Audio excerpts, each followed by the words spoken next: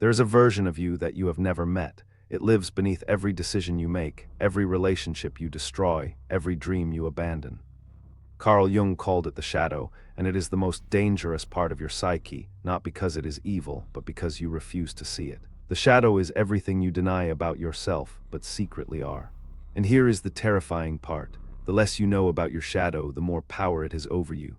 It controls your anger, your jealousy, your self-sabotage, all from the darkness of your unconscious mind. Shadow controls everything.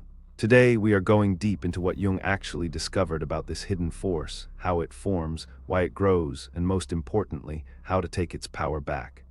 By the end of this video, you will never see yourself the same way again. Until you make the unconscious conscious, it will direct your life, and you will call it fate. So let us begin. The hidden self. Imagine standing in front of a mirror, but instead of showing your face, it shows everything you have ever hidden, every cruel thought, every jealous impulse. Every selfish desire you pretended did not exist. That is your shadow. Carl Jung did not invent this concept out of thin air. He discovered it through decades of clinical work with patients who could not understand why they kept repeating destructive patterns. Everyone carries a shadow, and the less it is embodied in the individual's conscious life, the blacker and denser it is. Think about the last time you overreacted to something small. Someone cuts you off in traffic, and you feel a rage that does not match the situation. That is the shadow leaking through. Or maybe you judge someone harshly for being selfish while ignoring your own selfish tendencies. We do not see the world as it is, we see it as we are. The shadow is not a flaw in your design. It is a necessary part of being human.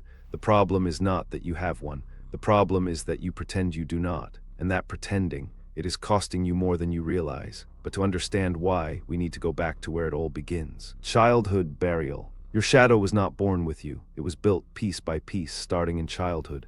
Every time a parent said stop crying, you buried your sadness. Every time a teacher said sit down and be quiet, you buried your wildness. Every time you were punished for being angry, you buried your aggression. Buried emotions never die. But here is what Jung understood that most people still do not. Those buried parts of you did not disappear. They went underground. They became your shadow. Think of it like this. You are a house with many rooms. As a child, society told you which rooms were acceptable and which were not, so you locked certain doors. You locked away your anger because it was not polite. You locked away your sexuality because it was shameful. You locked away your ambition because it was arrogant. Every locked door in your psyche holds a prisoner that grows stronger in the dark. And now, decades later, those locked rooms are overflowing. The doors are cracking. And you wonder why you feel anxious for no reason, why you explode at people you love, why you sabotage your own success. If this is making you rethink your own buried emotions, hit like and subscribe to keep exploring the depths of your psyche with me. There is so much more to uncover, because the shadow does not just sit quietly in the dark, it fights back. Projection trap. Have you ever met someone and instantly disliked them for no logical reason? Something about them just bothered you. Their confidence felt like arrogance. Their honesty felt like cruelty. Their success felt like a personal insult. Jung had a word for this: projection. Projection. Projection is when your shadow escapes by attaching itself to other people. You see in them what you cannot accept in yourself. The person whose ambition annoys you, you buried your own ambition years ago. The friend whose emotional openness makes you uncomfortable, you were taught that vulnerability is weakness. Everything that irritates us about others can lead us to an understanding of ourselves. This is why certain people trigger you so intensely. It is not really about them. It is about the parts of yourself you refuse to acknowledge. Think about the people who bother you the most. Now ask yourself, what quality in them mirrors something I have rejected in myself? The answer might disturb you, because it reveals a truth you have been running from your entire life. Projection does not just affect your opinions of strangers. It destroys the relationships closest to you, and that leads us to something even more painful. Toxic patterns. Why do you keep choosing the same type of partner? Why does every relationship follow the same painful script? You meet someone, it feels different this time. Then slowly, the same arguments start, the same distance, the same heartbreak. Same pain, different face. Jung would tell you this is not bad luck. This is your shadow choosing for you. When your shadow is unintegrated, it hijacks your attraction system. You are not drawn to people who are good for you. You are drawn to people who activate your unresolved wounds. If you grew up with an emotionally unavailable parent, you will unconsciously seek emotionally unavailable partners. Not because you want pain, but because your shadow mistakes familiarity for love. We repeat what we do not repair, and we attract what we have not resolved. And it goes beyond romance. Your shadow shows up in friendships where you always play the rescuer, in work dynamics where you always feel undervalued, in family patterns where you always suppress your needs. The cycle repeats because the shadow feeds on repetition. It needs you to stay unconscious. It needs you to keep blaming external circumstances instead of looking inward. But what if I told you there is an even darker way the shadow operates, one that most people never even suspect? The golden shadow. Most people think the shadow is only about darkness, rage, jealousy, and cruelty. But Jung discovered something that shocked even his closest students. Your shadow also contains your greatest gifts. Golden shadow. He called it the golden shadow. It is the part of you that holds your untapped potential, your buried creativity, your suppressed brilliance. Think about it. Maybe as a child you loved to paint, but someone told you art was not a real career, so you locked that room. Maybe you had a natural talent for leadership, but you were told not to be so bossy, so you buried that quality. The privilege of a lifetime is to become who you truly are. The golden shadow explains why you admire certain people so intensely. That author whose words move you to tears, that quality lives in you too, that speaker whose confidence you envy, that confidence is trapped in your shadow, waiting to be claimed. What you most admire in others is what you have denied in yourself. Your greatest gift is hidden. This is perhaps Jung's most liberating discovery.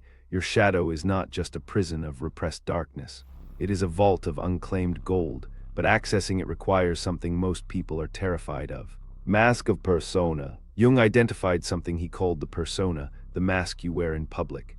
It is the version of you that smiles when you are dying inside, the version that says I am fine when everything is falling apart, the version that performs confidence while drowning in self-doubt. The mask you show the world is not who you are, it is who you think they need you to be. And here is the dangerous connection. The stronger your persona, the larger your shadow becomes. Every time you pretend to be something you are not, you push the real you deeper into the unconscious. The businessman who projects total control, his shadow is full of vulnerability and fear. The caregiver who always puts others first, her shadow is screaming with unmet needs and suppressed anger. 1. The perfectionist hides deep inadequacy. 2. The people pleaser hides burning resentment. 3. The tough guy hides overwhelming sensitivity. 4. The optimist hides unprocessed grief. Jung warned that identifying too strongly with your persona is one of the most dangerous psychological states. Because when you believe you are the mask, you lose all contact with your authentic self. The persona is a compromise between the individual and society. You become a performance of a person rather than an actual person, and the shadow, ignored and starving, begins to find other ways to express itself, ways you cannot control. Shadow eruptions. You have seen it happen, a respected leader suddenly involved in a scandal that contradicts everything they preached. A devoted parent who one day snaps and says something unforgivable. A calm, rational person who suddenly destroys a relationship in a single explosive moment. Shadow always erupts eventually. These are not moments of weakness, they are shadow eruptions. When you suppress parts of yourself for years, decades, they do not weaken, they accumulate pressure. Like a volcano that appears dormant but is building toward an inevitable explosion. What you resist not only persists, but will grow in size. The man who represses his anger for 30 years does not become peaceful, he becomes a ticking bomb. The woman who denies her needs to keep everyone happy does not become selfless, she becomes bitter. And the eruption always comes at the worst possible time, in front of the people you love most, during the moments that matter most. The shadow always chooses the worst moment to reveal what you have been hiding. Jung saw this pattern repeatedly in his clinical work. Patients who had spent lifetimes building perfect exteriors, only to watch them crumble in a single uncontrolled moment. But there is a way to prevent the eruption, and it begins with the most counterintuitive step imaginable. Facing the dark. Jung's prescription was radical and terrifying. To heal, you must turn toward your shadow, not away from it. You must sit with the parts of yourself that disgust you. You must acknowledge the jealousy, the rage, the selfishness, the pettiness. Not to become those things, but to stop being controlled by them. What you own cannot own you, but what you deny will enslave you. This is the paradox of shadow work. The moment you admit I have darkness in me, the darkness begins to lose its grip. But most people refuse this step. They would rather project their shadow onto others. They would rather blame their partner, their parents, their boss, society, anyone but themselves. Face your darkness. Jung described the process of facing the shadow as the most difficult moral challenge a person can undertake. because it requires you to abandon the comfortable lie that you are a purely good person. Meeting your shadow requires the kind of courage most people spend their lives avoiding. It demands radical honesty. When you feel jealous, instead of pretending you do not, you ask why. When you feel rage, instead of suppressing it, you explore its roots. When you judge someone harshly, you look for the mirror. This is the beginning of integration, and it changes everything about who you become. Integration path. Shadow integration is not about eliminating your dark side. Jung was very clear about this. It is about creating a conscious relationship with it. Think of it like taming a wild animal. You do not destroy it. You do not pretend it does not exist. You learn to understand it, to work with it, to channel its energy. 1. Notice what triggers you in others. 2. Journal your emotional reactions honestly. 3. Ask, what part of me am I rejecting? 4. Accept the discomfort without judgment. The integrated person is not someone without darkness. They are someone who knows their darkness intimately. I'd rather be whole than good. This is perhaps the most misunderstood aspect of Jung's work. Society tells you to be good, Jung tells you to be whole, and there is a profound difference. A good person suppresses their aggression and becomes passive. A whole person acknowledges their aggression and channels it into assertiveness and healthy boundaries. A good person denies their selfishness. A whole person recognizes their needs and meets them without guilt. Integration is not perfection. It is the courage to be completely human. When you integrate your shadow, you stop being at war with yourself. You reclaim the energy you spent on repression and channel it toward creation, connection, and authentic living. And this leads to the most transformative discovery Jung ever made: the whole self. Jung called the ultimate goal of psychological development individuation, the process of becoming your complete, undivided self. Not the perfect self, not the self your parents wanted, not the self society approves of. Your actual, whole, authentic self, light and shadow together. Individuation. Most people will never reach this stage because it demands something almost impossible in modern culture. It demands that you stop performing and start being, that you stop seeking approval and start seeking truth, that you stop running from your shadow and start walking beside it. Stop running, start being. People who achieve individuation have a quality you can feel when you are near them. They are comfortable in their own skin. They do not need to prove anything. They do not need to tear others down. They carry a quiet authority that comes not from dominance, but from self-knowledge. The most terrifying thing is to accept oneself completely. And here is the beautiful truth. Individuation is not a destination. It is a journey that lasts your entire lifetime.